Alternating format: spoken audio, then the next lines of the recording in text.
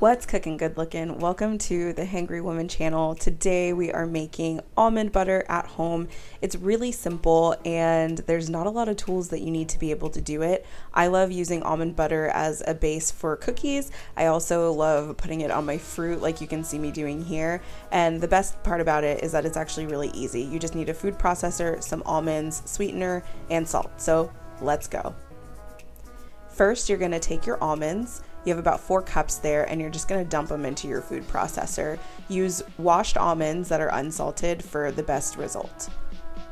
Then you'll put the lid on your food processor as normal. You'll operate it the normal way. So I have a Breville food processor, it's super easy. You turn it on and you just let the almonds get ground up until they come to a very fine and powdery consistency.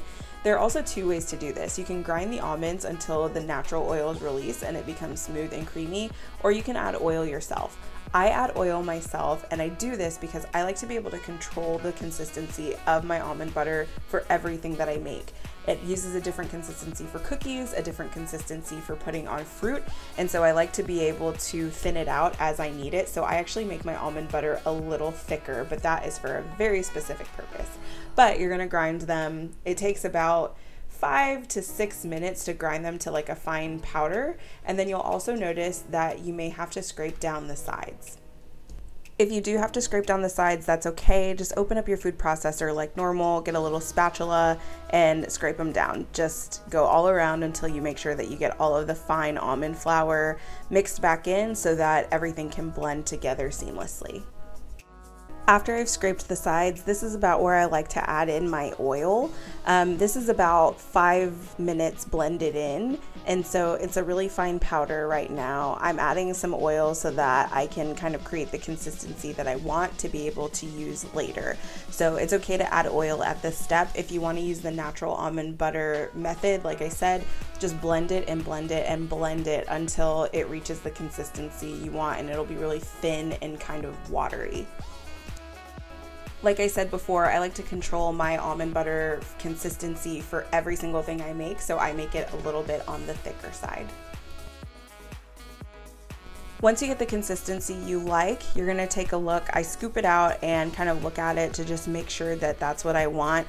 Like I said before, a million times already, I like it on the thicker side, so I am pretty happy with this consistency specifically. So this is when I will go ahead and add in any of my other ingredients that I want to add flavor with or sweetness with. So I use Himalayan sea salt, and I do a couple of turns in my salt shaker with that, and then I also add in raw honey. I use local Texas honey because I live in Texas and I love it. I use about 2 tablespoons for the 4 cups of almonds that I use, and then I go ahead and put the top back onto my food processor, and then I go ahead and I blend it again for another 5 minutes. I do this just to ensure that I'm going to have the ingredients blended together and that I'm not going to get little pieces of salt or little pieces of honey, but that everything is distributed evenly through. Then I do one more check for consistency just to make sure that it's what I want, and when it's ready to go, I am ready to put it in a bowl. So I just grab the bowl that I'm gonna put it in. It's usually a glass container. I love glass containers. They just store things so much more nicely, I guess, and they're also easy to clean and they don't stain, which is really nice. Not that you have to worry about any of that with making almond butter, but I'll put it into my glass bowl, and I actually add 1 more tablespoon of avocado oil, and I do that because I just want a slightly thinner consistency, and it's okay to kind of adjust that right here when you're kind of done with it pretty much. So I'll pour in some avocado oil, I'll stir it up and just mix it and let it kind of do its thing. It's fine there.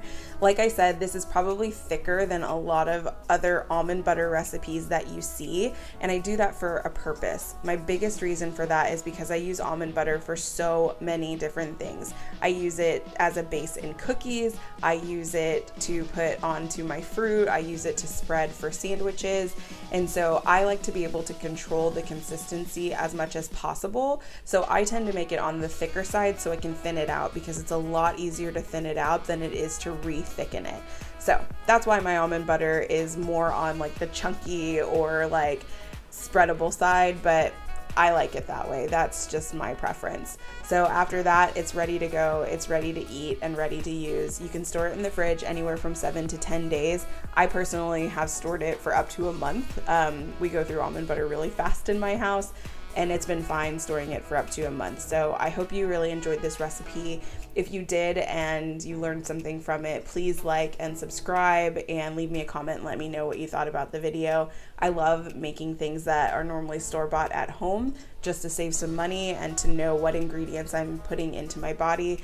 But it's really fun just to create and cook things that you didn't know that you could actually make before. So I really appreciate you watching, and thanks for visiting my channel.